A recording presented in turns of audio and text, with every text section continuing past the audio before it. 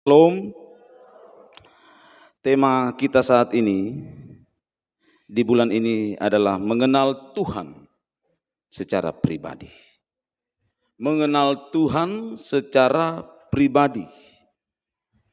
Saudara,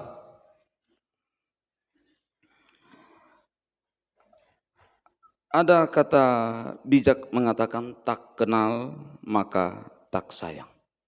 Tak kenal maka tak sayang, ini pun mau menjelaskan kepada kita Bapak dan Ibu bahwa kalau kita tidak kenal seseorang berarti kita tidak mencintainya.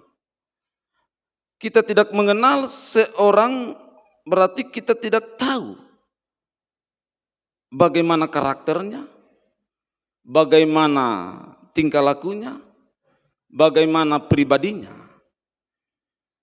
Kita tidak mengenal seseorang berarti kita tidak tahu bagaimana kehidupannya tiap-tiap hari. Itu mungkin yang bisa kami tangkap dari kalimat tak kenal maka tak sayang ini. Nah, saudaraku yang dikasihi dan diberkati oleh Yesus Kristus, mengenal seseorang berarti kita tahu siapa dia. Mengenal seseorang, mengetahui seseorang berarti kita tahu identitasnya bagaimana, karakternya itu bagaimana, dan tingkah lakunya pun bagaimana. Sehingga ketika kita mau disuruh oleh orang itu, kita tahu pasti tidak ada yang celaka bagi kita. Karena kita kenal pribadi orang itu. Sehingga ketika dia mau menyuruh kita kemana saja, kita akan turuti. Karena kita tahu dia tidak akan mencelakakan kita. Karena kita tahu pribadinya. Jadi Bapak dan Ibu, mengenal seseorang itu identik dengan hidup yang bermitra dengannya. Mengenal seseorang berarti identik hidup ini kita tahu. Dan kita tidak akan celaka. Karena kita sudah tahu mengenal pribadi itu. Oleh sebab itu Bapak dan Ibu, searah dengan tema kita, bahwa mengenal Tuhan secara pribadi. Bagaimana hidup kita? Apakah betul kita sudah mengenal Tuhan secara pribadi dalam hidup kita? Jangan dulu bicara berkat kalau kita tidak kenal ini Tuhan. Jangan dulu berbicara tentang kita berbagi berkat dengan orang kalau kita tidak mengenal pribadi Allah ini. Kita kenal dulu siapa dia. Kita kenal dulu siapa dia baru kita mengucap syukur. Jangan dulu bicara syukur. Jangan dulu berbicara kita ini orang Kristen. Jangan dulu berbicara kita ini orang baik. Jangan berbicara dulu kita ini adalah pengikut Kristus kalau kita tidak mengenal siapa Kristus itu. Tema ini luar biasa supaya kita paham betul siapa diri kita. Supaya kita tahu betul siapa kita dalam menjalani hidup ini. Apakah hanya sebatas orang Kristen dalam KTP? Apakah kita hanya sebatas orang Kristen dalam simbol-simbol gereja, dipajang salib di rumah kita, tiap hari kita tenteng Alkitab, kita baca firman Tuhan, tetapi kita tidak mengenal siapa pribadi Kristus itu. Nah, ini menjadi pertanyaan dan perenungan kita, Bapak dan Ibu. Bagaimana identitas kita sebagai orang-orang Kristen? Kalau toh kita tidak mengenal secara pribadi siapa itu Kristus. Jangan dulu berbicara yang lain-lain sebelum kita mengetahui siapa Kristus itu sesungguhnya. Dan ketika kita sudah mengenal Kristus di dalam hidup ini, barulah kita berbicara tentang berbagi kasih dengan orang lain. Barulah kita berbicara tentang kita sebagai penyalur berkat bagi orang-orang yang ada di sekeliling kita. Karena kita sudah tahu siapa Kristus sebenarnya.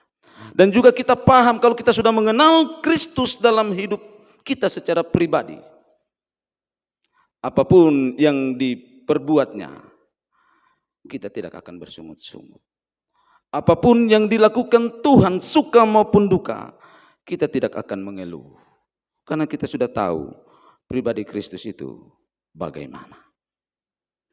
Karena kita sudah paham bahwa Dia tidak akan merancangkan kecelakaan bagi kita, tetapi damai sejahtera. Kita sudah paham bahwa Kristus tidak akan mencobai kita melebihi kekuatan kita. Kita mengerti dulu siapa ini Kristus, supaya kita tahu bahwa hidup ini bukan hanya hidup sebagai manusia biasa, tetapi hidup ini adalah hidup yang sudah diubahkan Tuhan bagi kita. Bapak dan Ibu, saudaraku yang dikasihi dan diberkati oleh Yesus Kristus, mari kita belajar supaya kita paham betul siapa Kristus itu sesungguhnya. Supaya kita memahami, kita mengenal Kristus lebih dalam lagi dalam menyikapi segala persoalan dan pergumulan hidup. Saudara, kata mengenal dalam bahasa Yunani, ginosko, dan kata mengenal ini dipakai oleh Yohanes, dan dalam konteks ini mengandung arti pengenalan yang datang dari pengalaman. Kata mengenal ini dalam bahasa Yunani adalah ginosko, dan kata mengenal ini dipakai oleh Yohanes dalam perenungan kita saat ini. Dalam konteks ini mau mengatakan bahwa pengenalan yang datang dari pengalaman. Yohanes mengenal Kristus karena dari pengalamannya bersama-sama dengan Kristus. Yohanes mengenal Kristus dari rentetan peristiwa pelayanannya bersama-sama dengan Kristus. Yohanes mengenal Kristus dari karakter pribadi Kristus karena dia bersama-sama dengan Kristus dalam melaksanakan tugas dan pelayanan.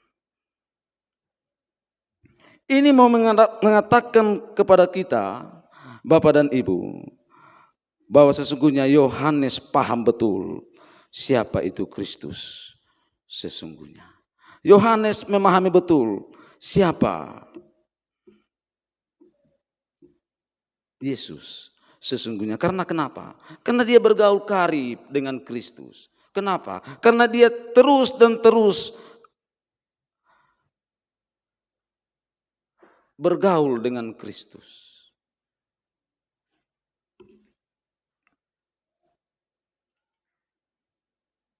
Saudaraku yang dikasihi dan diberkati oleh Yesus Kristus, Yohanes paham kenapa Kristus harus dipuji dan dimuliakan.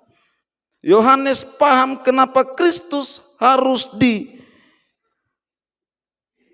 disembah, karena dia terus dan terus bergaul dengan Kristus. Karena dia terus dan terus berteman karib dengan Kristus. Sehingga apapun yang dilakukan Kristus, dia percaya dia tidak akan mencelakakan Yohanes. Sehingga dalam ayatnya yang ketiga jelas dikatakan bahwa sesungguhnya jikalau kita menuruti perintah-perintahnya, bahwa kita pun adalah orang-orang yang bergaul karib dengan Kristus. Sehingga suka maupun duka yang diperhadapkan kepada saudara dan saya, kita aminkan itu adalah proses Allah yang akan membentuk kita menjadi pribadi-pribadi yang kuat, tangguh dalam menjalani hidup ini. Nah, menjadi pertanyaan Bapak dan Ibu, bagaimana dengan kehidupan saudara dan saya? Apakah sudah betul dalam hidup kita memiliki hubungan yang erat, kita memiliki hubungan yang spesial dengan Tuhan? Apakah betul kita sudah mengenal Tuhan lebih dalam lagi dari kehidupan pribadi kita? Ini menjadi pertanyaan bagi Bapak Ibu, bahkan bagi saya pribadi. Apakah sudah betul kita mengenal Kristus lebih dalam lagi? Ketika persoalan pergumulan menghimpit kehidupan kita, apakah kita sudah mengerti ini adalah proses Allah, atau kita bersungut-sungut? Jangan dulu berbicara yang lain sebelum kita mengenal pribadi Kristus itu lebih dalam lagi. Saudaraku yang dikasihi dan diberkati oleh Yesus Kristus, banyak hal dalam Alkitab memberi pelajaran bagi kita. menjadi perenungan bagi kita bagaimana orang-orang yang bergaul karib dengan Kristus. Bagaimana orang-orang yang berinteraksi dengan Allah. Musa dalam pengutusannya, dia pun terus dan terus bergaul karib dengan Allah. Daud dalam kemegahannya, Daud dalam kejayaannya, ketika dia berperang, dia bertanya dulu kepada Kristus, kepada Allah, apakah saya bisa maju atau tidak? Begitupun dalam kehidupan pelayanan Yosua. Dia berkomitmen, aku dan keluargaku akan beribadah kepada Allah. Karena dia percaya Allah yang dia sembah itu adalah Allah yang luar biasa. Karena apa? Mereka terus bergaul karib dengan Allah. Karena kenapa? Bahwa setiap peristiwa, setiap pengalaman hidup yang mereka jalani, bahwa sesungguhnya Allah terus membentuk dan memproses mereka. Sehingga mereka paham betul ketika pergumulan datang, ketika persoalan datang, ketika sukacita pun datang mewarnai kehidupan mereka. Dia paham betul bahwa itu semua asalnya daripada Allah. Patutlah kita menaikkan pujian syukur kepada Tuhan. Ini pun menjadi perenungan dan pembelajaran bagi kita, Bapak dan Ibu, bagaimana hidup kita? Apakah sudah betul kita bergaul karib dengan Allah supaya kita lebih mengenal Allah secara pribadi? Apakah dalam kehidupan kita sudah memberi persekutuan hidup kita dengan Tuhan atau tidak?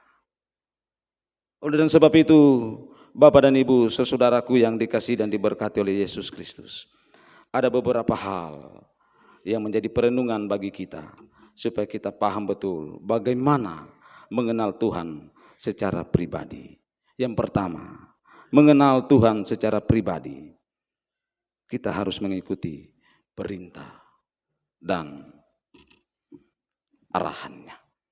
Mengenal Tuhan secara pribadi, kita harus mengarahkan hati dan pikiran kita sesuai apa yang Tuhan kehendaki dalam hidup ini.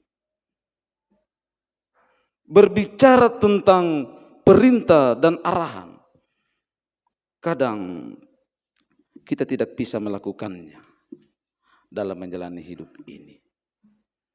Kadang kita tidak mampu menjalani hidup ini dengan harapan-harapan yang Tuhan inginkan. Mungkin karena keegoisan kita, mungkin karena kemunafikan kita, mungkin karena berbagai macam hal, tuntutan-tuntutan hidup ini, sehingga kita tidak mengarahkan hati dan pikiran kita kepada Tuhan. Sehingga kita ragu apakah Tuhan yang kita sembah ini adalah Tuhan yang benar-benar menuntun langkah kehidupan kita. Saudara-saudaraku yang dikasihi dan diberkati oleh Yesus Kristus, melalui kebenaran firman Tuhan ini mau mengarahkan hati dan pikiran kita bahwa sesungguhnya kalau kita mengenal pribadi Kristus, kita mengenal pribadi Allah, kita mengenal siapa Allah yang kita sembah itu, kita percaya semua perintahnya kita akan lakukan dan kerjakan. Jauhkan keegoisan kita, jauhkan kemunafikan kita, tetapi kita tertuju kepada Allah sang pemberi kehidupan itu, karena kita percaya di dalam pergaulan yang erat dengan Allah, di situ ada berkat yang disediakan bagi kita. Di dalam perjalanan hidup ini, ketika kita terus dan terus berpaut kepada Allah, disitulah damai sejahtera diberikan kepada saudara dan saya. Dan sebab itu, Bapak dan Ibu, supaya kita lebih mengenal Tuhan secara pribadi, marilah segala hidup yang dianugerahkan Tuhan ini kita pakai untuk memuji dan memuliakan namanya. Dan yang kedua, Bapak dan Ibu, mengenal Tuhan secara pribadi, kita belajar Setiap persoalan dan pergumulan hidup, kita percaya itu adalah proses Allah yang akan menuntun kita ke dalam satu pengharapan bahwa Tuhan tidak akan memberi ular beludak kepada anaknya yang minta roti. Ini adalah satu kepastian janji iman bagi kita, bahwa sesungguhnya setiap orang yang hidup dan mengenal Tuhan secara pribadi, ketika suka, ketika duka datang menghimpit hidup kita, ketika persoalan pergumulan merongrong kehidupan kita, kita percaya ini adalah proses yang Tuhan berikan bagi kita untuk menjadi batu penjuru kepada Tuhan untuk dimuliakan. Setiap proses yang kita hadapi, setiap pergumulan yang diperhadapkan kepada kita, kita aminkan bahwa itu adalah karya Allah yang akan membentuk kita lebih mengenal lagi siapa Tuhan dalam hidup ini. Dan sebab itu Bapak dan Ibu, dalam menjalani realita hidup yang dianugerahkan Tuhan bagi kita, kenali dulu pribadi Allah itu. Siapa kita di hadapan Tuhan. Dan ketika kita sudah mengenal siapa pribadi Allah itu dalam kehidupan kita, apapun yang diperhadapkan kepada kita, kita percaya semuanya itu dapat kita lewati bersama Tuhan. Tuhan yang akan menuntun, Tuhan yang akan mengarahkan hati dan pikiran kita. Tetapi kadang realita yang terjadi Bapak dan Ibu, karena keegoisan kita, karena kita merasa lebih hebat, sehingga Allah dinomorduakan. Karena mungkin kita merasa mampu, mungkin kita merasa hebat, sehingga kita tidak lebih mengenal Kristus lebih dalam lagi secara pribadi. Tetapi kalau kita mau menyerahkan hidup kita sepenuhnya kepada Tuhan, kita mau mendedikasikan hidup kita sepenuhnya untuk memuliakan Tuhan, kita percaya Tuhan lebih mengenal kita dalam hati kecil kita. Tuhan lebih mengenal kita dalam kehidupan kita setiap hari. Oleh sebab itu, pakailah tubuh kita, jiwa kita untuk melayani Yesus, karena kita percaya kita sudah mengenal Kristus secara pribadi dalam hidup ini. Amin.